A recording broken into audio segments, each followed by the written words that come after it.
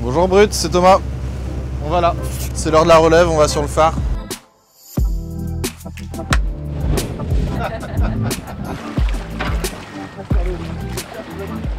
Première chose qu'on fait quand on arrive, on met ce qu'il y a de frais au frais, le pain au congélateur, le chocolat dans son placard perso. Et ensuite, c'est les visites qui vont commencer. Mais comme la mer descend, tout le monde peut accéder, donc ça se passe maintenant. On est vraiment des gardiens d'immeuble. Notre immeuble à nous est merveilleux, fabuleux. Le travail à nous est assez terre à terre. Quand les gens viennent ici, ils regardent en l'air, ils regardent ce magnifique bâtiment. Moi, on regarde par terre, alors s'il n'y a pas trop de pouce.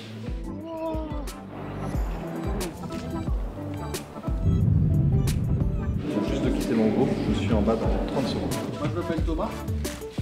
Ok, sur l'escalier sur les murs pour en réparer. On va attaquer la partie historique de la construction du phare.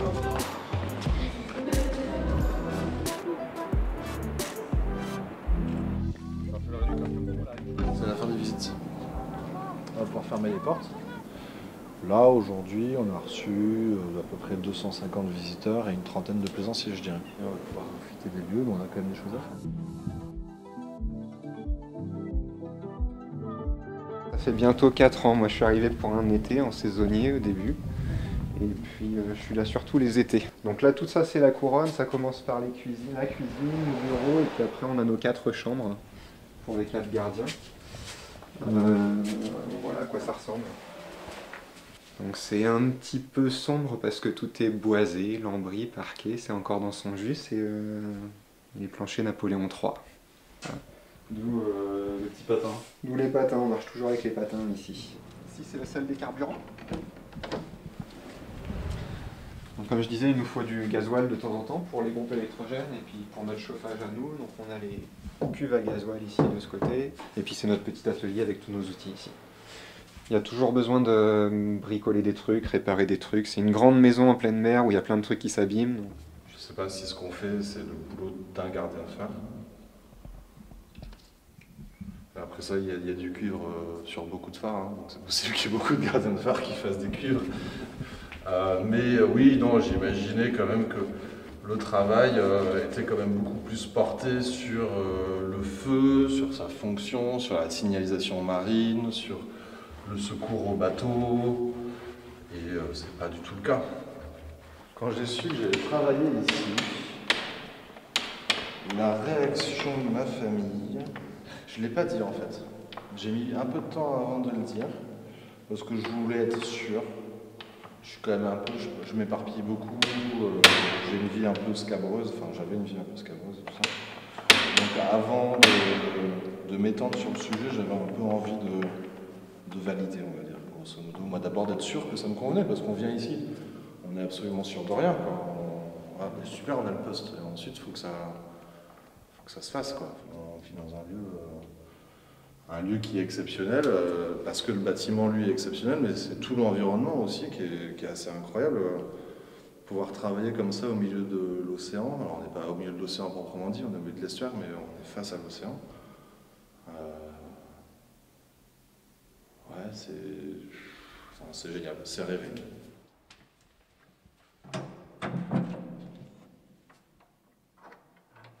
C'est le balcon royal. Au premier étage, ça fait tout le tour.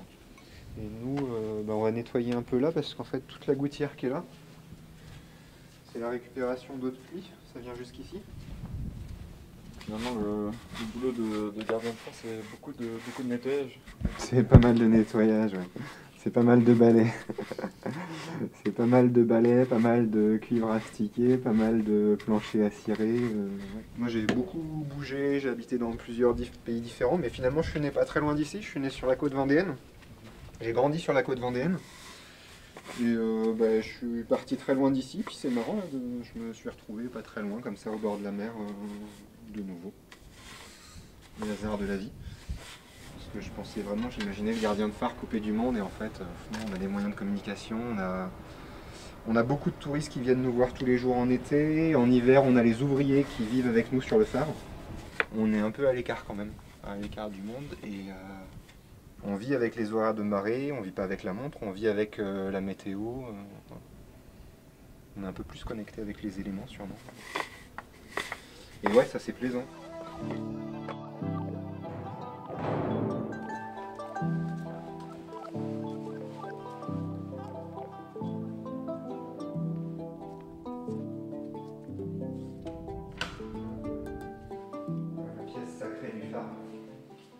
fait, à l'intérieur, il y a une ampoule.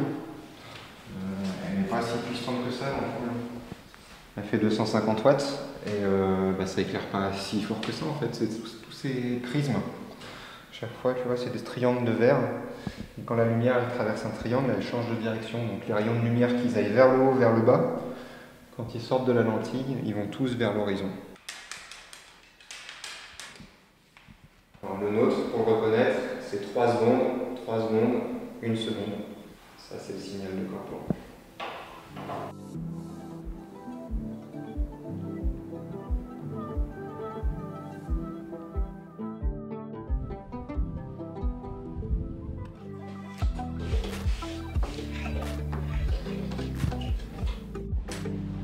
Pouvoir s'ouvrir au monde. En fait, tout le temps où la marée est haute, nous on est isolé sur le phare, il y a la mer tout autour derrière la porte. Et dès que ça commence à baisser et dès qu'on peut ouvrir la porte, les premiers bateaux arrivent. Et voilà, on est ouvert.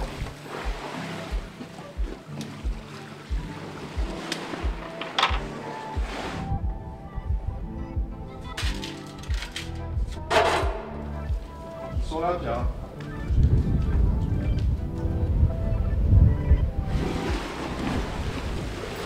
J'aime bien les journées comme ça, moi. Du coup, la question qu'on se pose, c'est pourquoi est-ce que ce phare, c'est le dernier phare habité?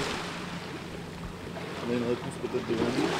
Moi, je crois que c'est parce qu'on peut. Je crois que c'est qu'il y a de l'espace, c'est confortable, c'est le roi des phares, c'est monumental, il est magnifique, il est grandiose.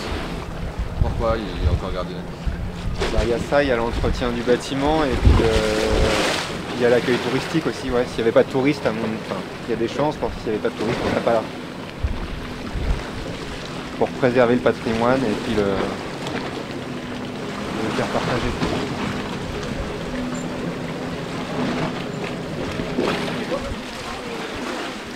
Bonjour. Bonjour.